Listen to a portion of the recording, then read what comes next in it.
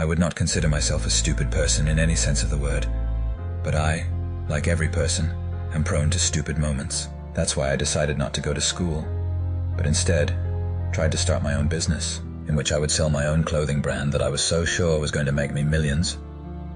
It didn't last more than 4 months. Now I'm stuck in my shitty one-bedroom apartment with almost 1,000 t-shirts that I am too embarrassed to tell you what they actually say, with nothing else going on in my...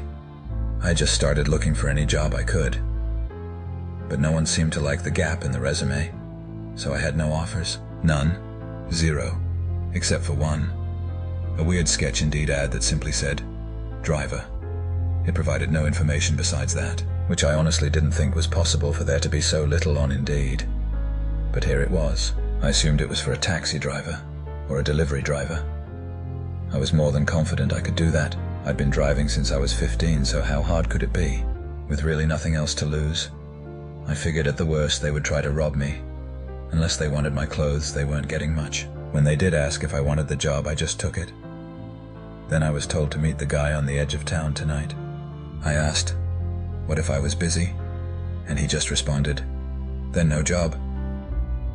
Well, shit, guess I had no other choice.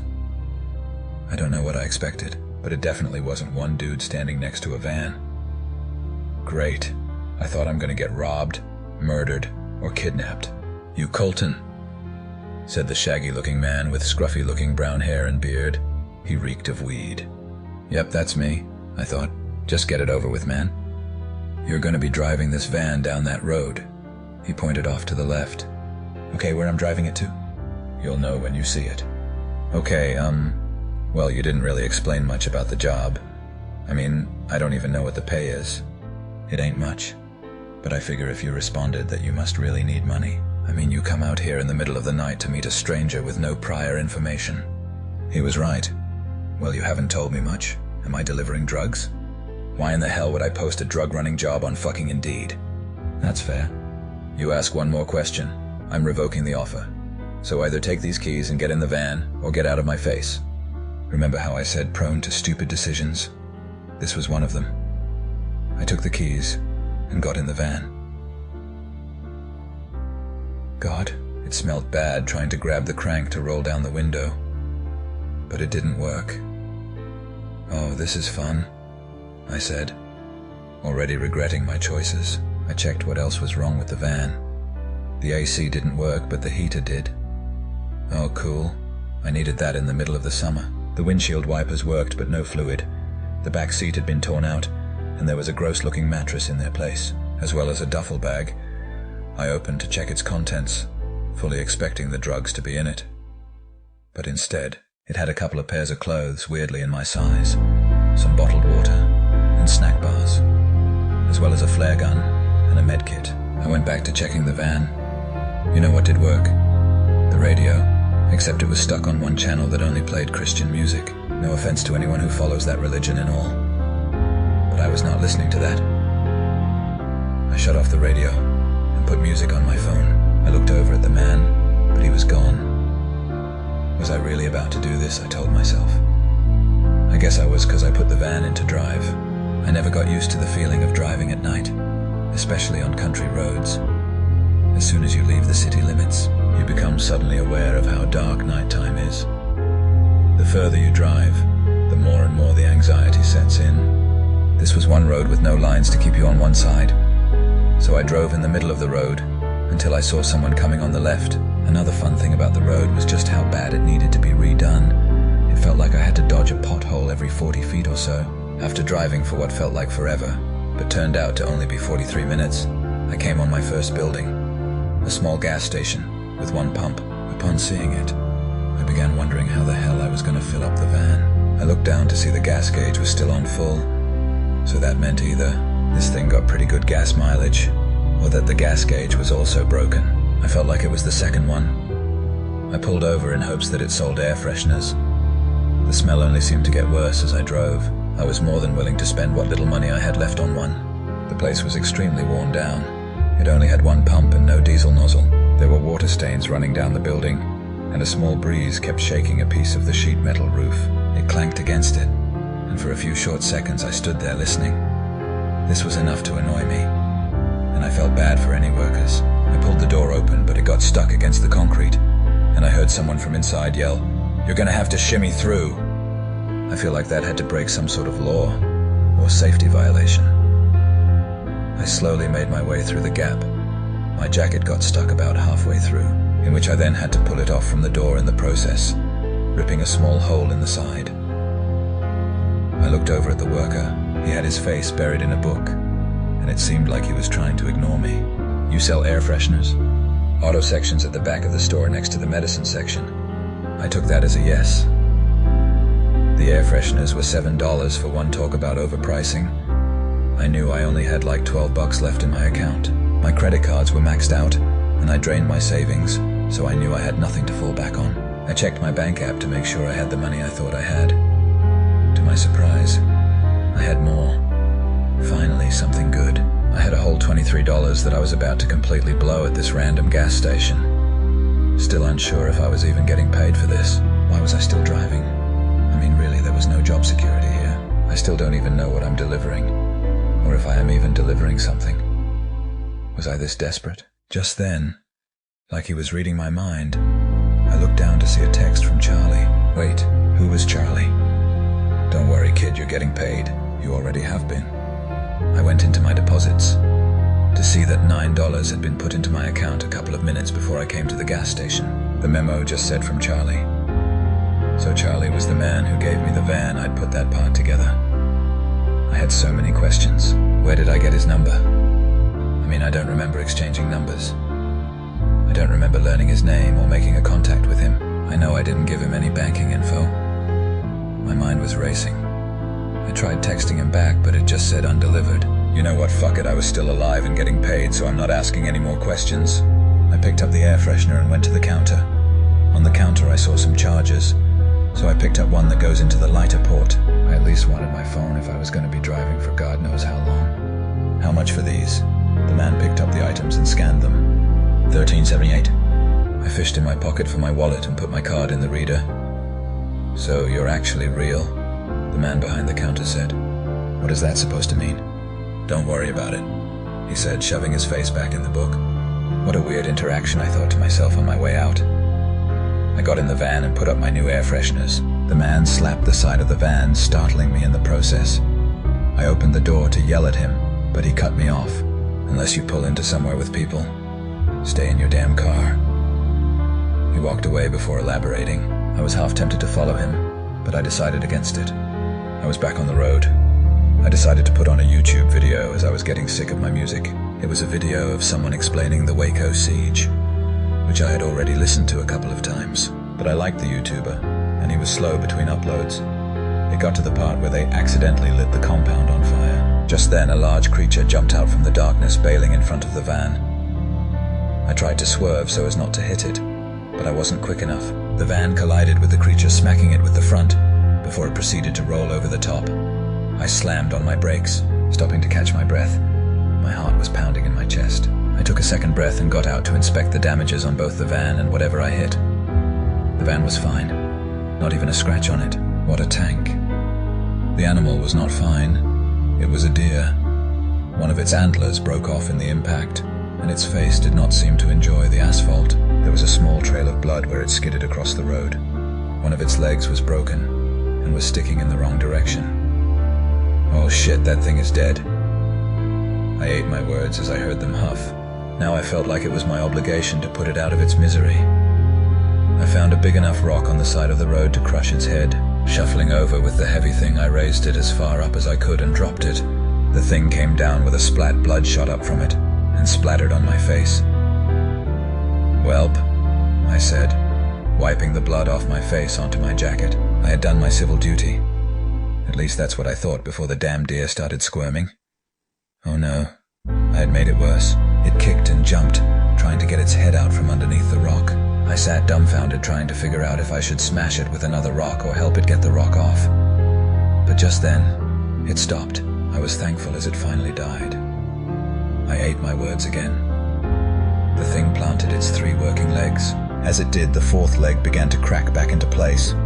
The bones crunched multiple times, and suddenly the leg was planted with the other 3. What the? The deer lifted its head and the rock easily fell out of its place. It sat up and stared at me. Half of its face was scrapped from the asphalt. The other half flattened inward. There was blood and revealed bone. Its lower mouth hung halfway off, and its brain was revealed to the fresh air. In no world should it have been alive. It looked pissed in a way animals should not be able to show. The deer started its charge for me, its broken jaw swaying as it did. I turned around to make my run back toward the van, but the deer was much faster than me. I felt its remaining antler tear into my clothes and then into my back, knocking me to the ground and standing in front of me now, ready to make its second charge. I was able to roll out of the way this time. I pushed myself forward into the driver's seat and pressed the gas pedal as hard as I could. But since it was still in park, I didn't move. The deer rammed into the side, shaking the whole van. I put it into drive and peeled out of there. My adrenaline finally started to wear off, and I was very aware of my injuries. Not only my back, but my knee and hands, which I scraped during my fall. Once I felt I was far enough down the road, I pulled over. Using one of the van's side mirrors, I did my best to examine my injuries. The 2 scratches on my lower back seemed to not be serious, but the puncture wound in my shoulder was bleeding really bad. I called 911 to get an ambulance, but the call wouldn't go through. It just kept failing.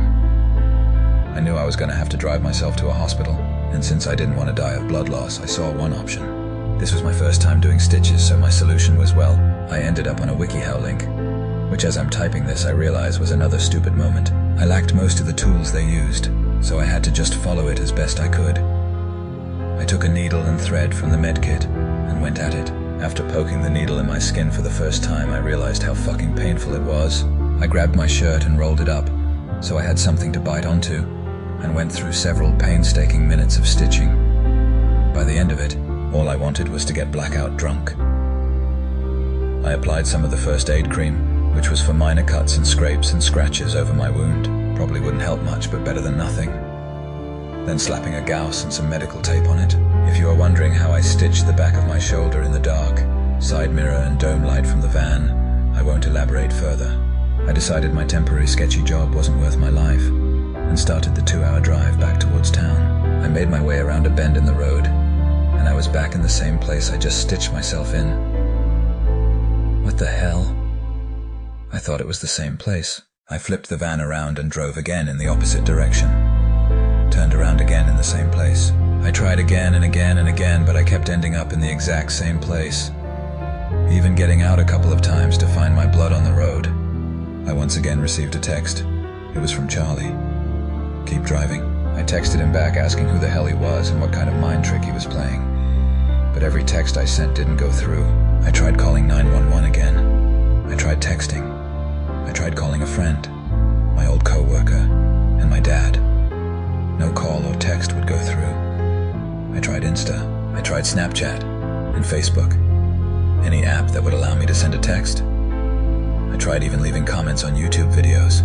I could use these apps, but I in no way could interact with others. Once again, I received another message from Charlie. Keep driving. I accepted my defeat. I couldn't drive back toward town, and I couldn't contact anyone for help. This felt like the only option, so I got back in the van and started back on the road. I don't know what Charlie was, but he somehow was keeping me on this road, and he wasn't allowing me to talk to anyone I knew. But in a cruel twist of fate, I would later find out that I have one way to contact the outside world. Reddit. I can post as freely as I want on Reddit. I know that sounds stupid as hell, but it doesn't matter anyway. There is no way for anyone to even come help me, and I'm not revealing how to get to me. I kept driving. I'd been on the road for almost 8 hours. When I saw the diner, I pulled over and made my way inside. An older woman greeted me, sitting me down in a booth and handing me a menu. I'll be back to take your order. There was one other customer in the place. He looked over at me before standing up from his table and making his way towards me. Are you real, or one of them? He asked, sitting down across from me. One of them? One of the things from the road. I don't know what that means. I can tell you're not one of them. He got you too, didn't he? That fucker Charlie? You know him? Homeless-looking dude. Had you come to the edge of town and the promise of riches untold, all you had to do was drive. I didn't want to admit he tricked me with a lot less than untold riches. Yeah, something like that. There's no way back. No way to call for help. How long have you been driving? 8 hours, I think. You're pretty new still. Wait, shh, she's coming. The waitress came back to the table. You two ready to order? She didn't seem to care that there was someone else at the table with me now. Cheeseburger's fine, the man said. I'll do the same. She walked off. Like I was saying, you're pretty new still. You wouldn't believe the shit I've seen, man. Giant worms jumping over the roads, houses that stand up from out of the ground to chase you, hitchhikers that disintegrate into frogs when you pick them up. You know, that sounds insane, right? If it was unbelievable, you wouldn't be listening still. So I'm guessing you've seen something that you're still on the fence about. I looked down at the table and whispered, "Zombie deer." I still didn't know if the deer was paranormal or just a freak of nature, but he was right. It was unexplainable at the very least. The waitress came back with our food. She stared upwards at the ceiling, as if she was trying to avoid eye contact. She was listening in on us. Somehow I knew that. We both gobbled it up and not a word was exchanged. It wasn't until we both left the building that he spoke up again. 9 weeks. What? I've been on the road for 9 weeks. Jesus, and you have no idea how to get off, so that means I'm stuck. Yeah, you're stuck, but I got an idea. What's that? Let's go drive the road together. Safer in numbers, you know. Hell no, man. I don't know if I even believe you for one. And if I did decide you're telling the truth, what's to say you're not something the road conjured up to trick me? Yeah, you bring up a good point. Look, man, since you're probably gonna die... What the fuck, man? Let me finish. Since you're probably gonna die, I wish you the best of luck. With that, he turned around, got in his car, and sped out of the parking lot. All while I sat there trying to figure out my next move. I knew something was wrong. I knew somehow I was stuck on the road, but I knew nothing else. If I was to believe that man, I was gonna see some weird shit. I believed him. I don't know why, but I did. I got back in the van and I kept driving. The next fun thing I learned about the road is that the sun never comes up. In my 11 days of driving, I haven't seen the sun once, unless I was somehow sleeping at the perfect time to miss all the sunlight. But that doesn't seem right. I never was a morning person, and I never was a people person. But damn, I was missing both of those.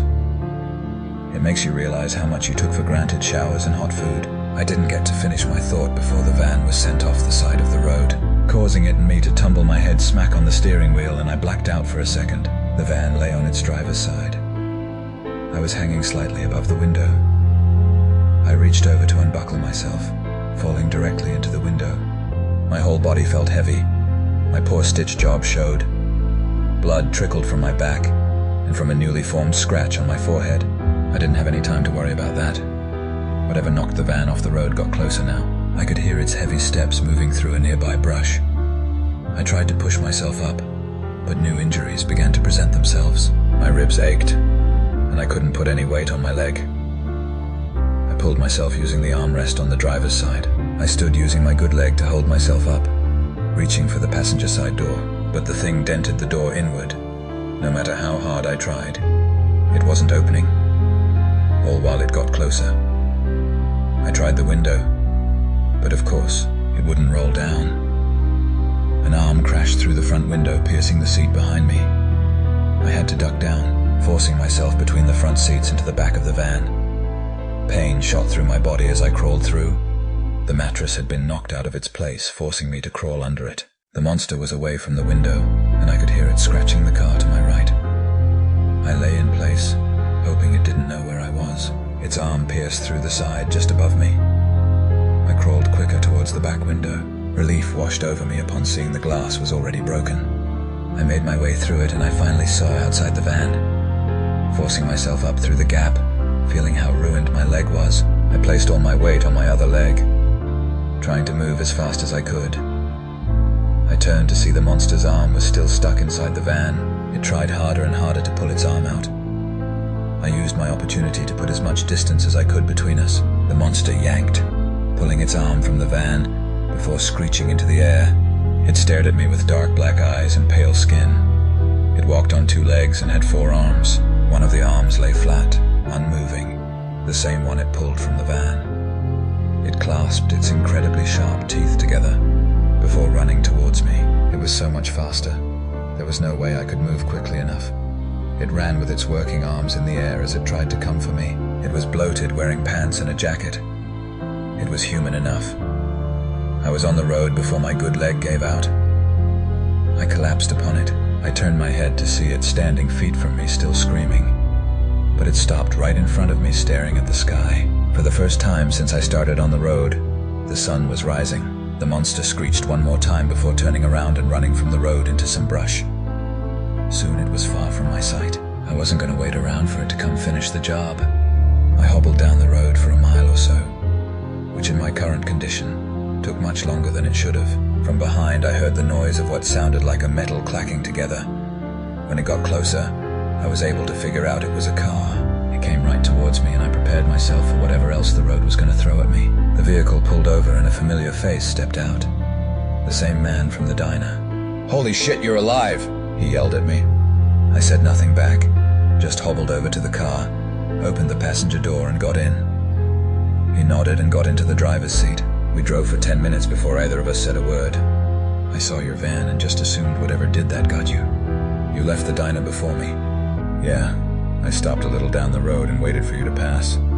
I've been following you since." Eventually, we came to a clearing just a bit further down the road, and he took a moment to properly assess my injuries. He told me my stitch job was utter shit and stitched it up properly. He then took to my leg, telling me it wasn't that bad, and made me a makeshift cast out of some foam and cardboard. He placed a bandage over my forehead, and as for my ribs, there wasn't anything he could do. We took the time to finally introduce ourselves. This was Ted Villock, a 33-year-old self-proclaimed doomsday prepper. The knowledge he gained in preparation for the end times came in handy, but he was kinda in the nicest way possible. An insane conspiracy theorist who thought our whole journey on the road was manufactured by aliens to test the limits of human capability. I didn't care about that. He could ramble about it all day. I was just happy to be around someone. For now, that's all I got. I'm stuck on this road and no one's gonna come and help me. At least I have company. I welcome any theories about what's going on here, and I'll let you all know if anything else interesting happens.